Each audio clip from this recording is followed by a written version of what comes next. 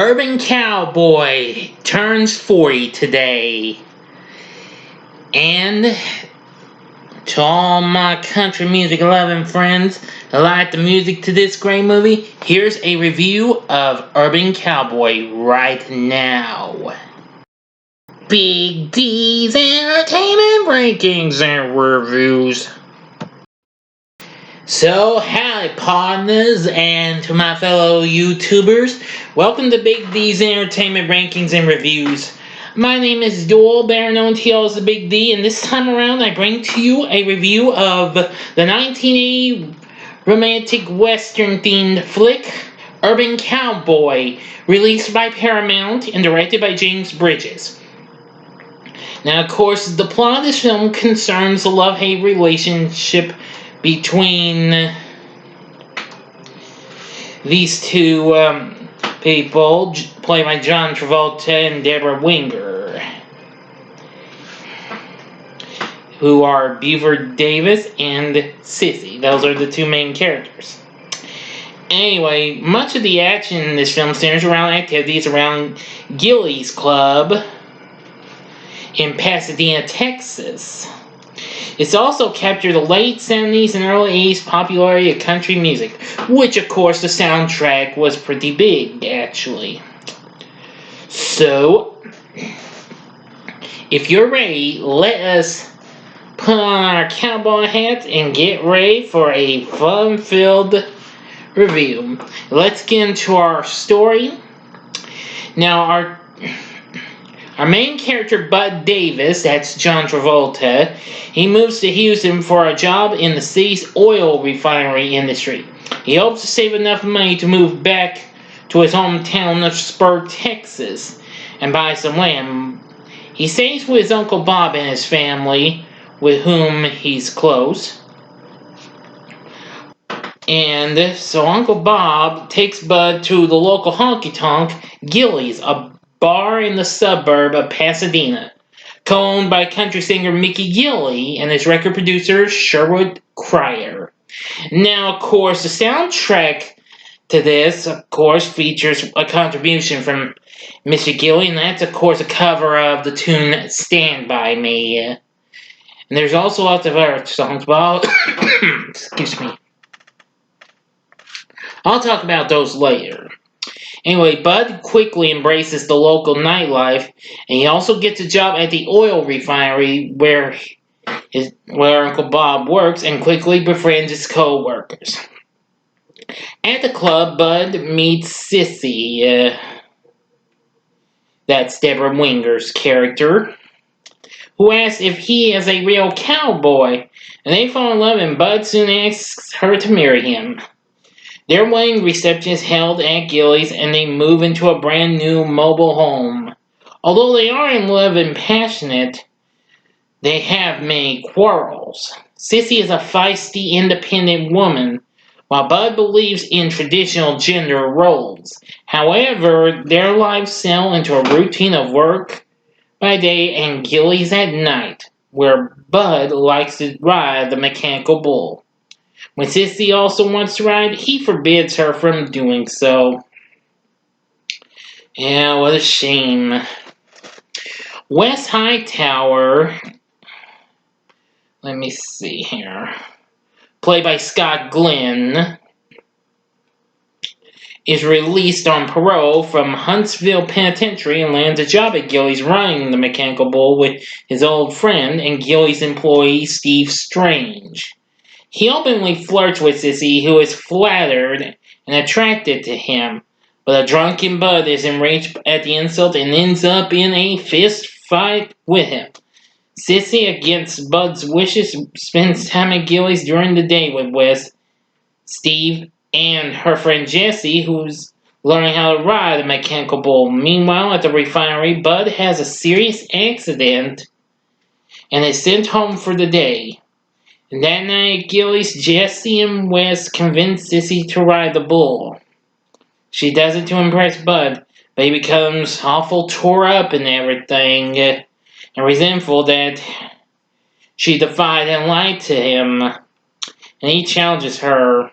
When Bud falls off during his second ride in the challenge, Wes intentionally swings the bull around fast, breaking Bud's arm.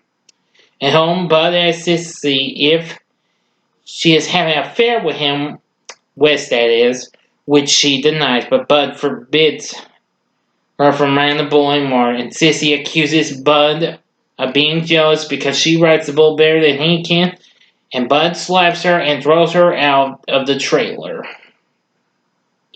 The next night, Sissy and Bud see each other at Gilly's, but Sissy's still pre-PO'd and refuses to talk to Bud. To make her jealous, Bud introduces himself to a beautiful girl named Pam and dances with her, while Sissy dances with Wes. Bud and Pam leave together to have SCX, but Sissy, still hurt and upset, declines Wes's sexual advantages.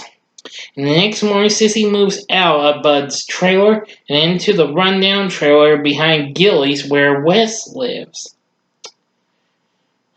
Bud wants to enter the mechanical bull riding rodeo at Gilly's to win the $5,000 prize and starts training with Bob, who happens to be a former rodeo champion. Meanwhile, Sissy returns to Bud's mobile home to pick up her things, but also cleans house and leaves Bud a note saying she hopes they can get back together. But Pam arrives, and after Sissy leaves, throws the note away. Meanwhile, Sissy arrives home and catches Wes having SEX with her friend Marceline, another Gilly's employee. Wes orders Sissy to cook him a meal, and when she hurt at his infidelity, angrily refuses Wes and becomes physically abusive.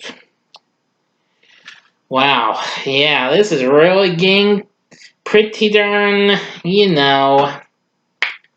So anyway, now I'm going to get to the last act. You got 5 sentences up this, and fast forward to the time below in the description box to avoid ending spoilers. Here we go.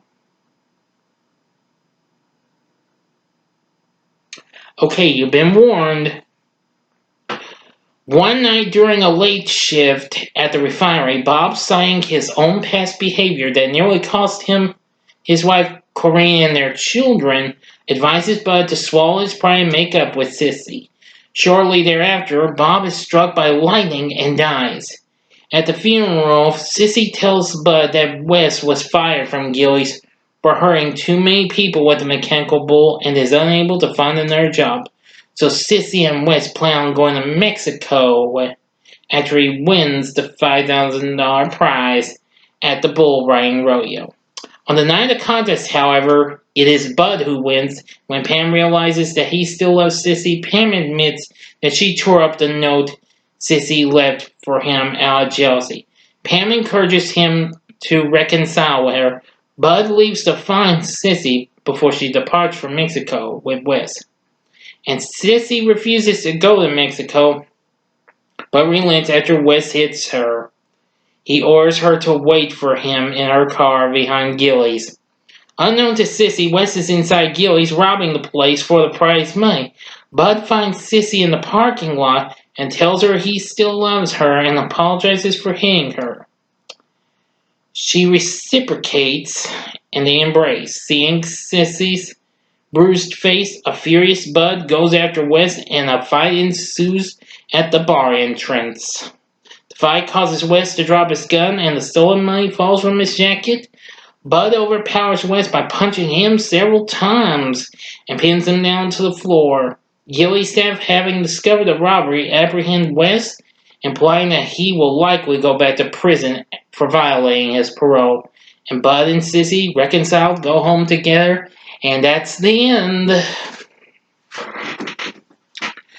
So, what did I think of Urban Cowboy? Well, I watched this last year for the first time. I had never taken the time to watch it. I've always been wanting to see this, and after watching it, I gotta admit, it's a really good movie. I like the story, and the characters are real good. John Travolta especially, as Bud, and Debra Winger as Sissy. Yeah, I was impressed with some of these. We also have special cameo appearances from Mickey Gilley, as well as Bonnie Raitt and Charlie Daniels, who of course sings his popular hit "The Devil Went Down to Georgia," and Johnny Lee, who had a monster hit from the soundtrack with the song "Looking for Love." It also included a future hit of his, Cherokee Phil, but that wasn't released as a single. That wouldn't be a single for, for another 2 years, which would be the title of it, one of his albums. The album also included The Devil Went Down to Georgia, plus a lot of other hit tunes that were pretty big. The soundtrack eventually was pretty big. Eventually yielded 3 #1 singles on the country chart, like "Looking for Love." Also, Mickey Gilley's cover "Stand By Me" and "Could I Have This Dance" by Canadian country singer Anne Murray. Anyway, let's see now. There's lots of other artists on here, including Bob Skaggs, Bob Seger and Silver Bullet Band, Dan Fogelberg, Joe Walsh, and the Eagles, which of course contributed their classic "Lion Eyes." Soundtrack was pretty darn big. Again, sorry for sounding like a broken record. But anyway, this album was pretty big. Anyway, it really got some good reception, what have you. There was also supposed to be a TV show adaptation a few years ago, but unfortunately it was turned down. But anyway, great story, great characters, great soundtrack. Would I recommend Urban Cowboy? You betcha, partner. Yeah, I think this is one flick you need to see. And believe me, you could probably find this on all sorts of physical media. So definitely give Urban Cowboy a try. It's definitely a good movie. If I ever happen to encounter it again, I will watch it again. I'm gonna try anyway. I realize it's a great movie. So, what did you think of Urban Cowboy? Please feel free to tell me in the comments section below. If you like this video, click the like button. Also, click the subscribe button to subscribe to my channel and be a part of the Big D Nation. Anyway, thanks again for watching my Urban Cowboy review. Now, if you liked this video, check out some of these other great things I did. Since this had so much good country music, I thought I'd put my couple of my country music singers lists on here. In the upper left-hand corner, see my favorite men of country list, and the upper right-hand corner is my favorite ladies of country list, which did pretty good when I did them last year. And if you want some more dancing, what have you, and good music, go to the bottom left-hand corner and see my review of the original Footloose that I did earlier this year. I believe it was earlier this year. No way it could have been last year. Oh, dear. I've done so many videos, but, you know. But in the bottom right-hand corner is the button you can click to subscribe as well. Thanks for watching. Until next time, I'm the Big D saying, see ya.